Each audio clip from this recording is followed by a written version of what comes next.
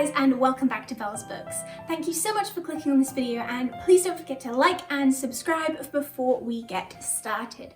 So today I am going to be running you through all the books I got this year for Christmas, and I'm so excited to talk to you about these because I've been wanting to read some of these for a while. Comment down below what books you got for Christmas this year because I would love to hear about what you're planning on reading next. The first book on the list is Emma by Jane Austen. This is my mom's favourite Austen book.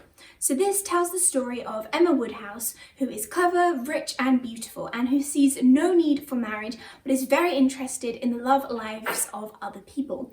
I'm really looking forward to reading this book. I'm not a huge Austen fan, but I have been wanting to read this for a while, so I feel like I will enjoy it. The next book on the list is actually 4 books in one, and that is The Earthsea, the first 4 books, and this is by Ursula K. Le Guin, and this is a young adult fantasy novel about Ged, who is a goat herd on the island of Gaunt.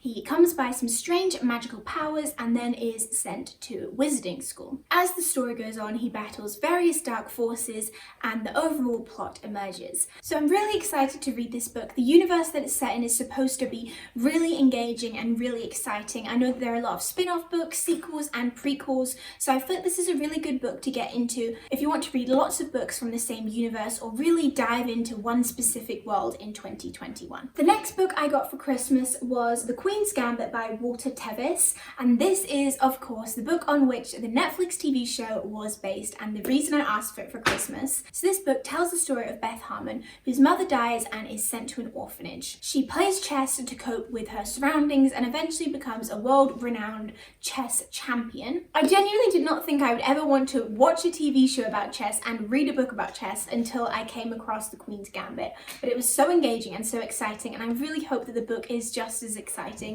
because honestly the Netflix TV show is kind of hard to live up to. The next book I received was Kafka on the Shore by Haruki Murakami, and this is the story of Kafka Tamura, who runs away from home at age 15. It's also the story of a character named Nakata, who is said to be the tracker of lost cats, and the lives of these two characters kind of converge, and the consequence story is supposed to be quite creepy and kind of horror thriller, but very exciting. And I've really got into Haruki Murakami this year.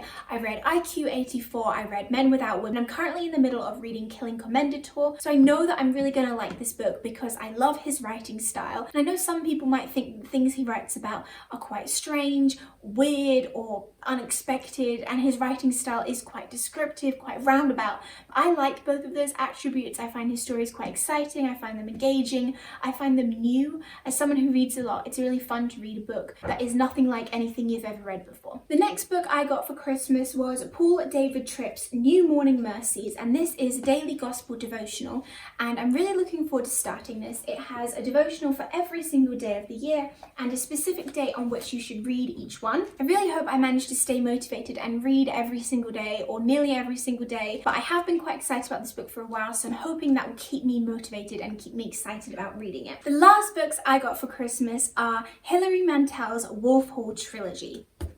And the first book, Wolf Hall, was published in 2010, and then she published Bring Up the Bodies, and finally this year she published The Mirror and the Light.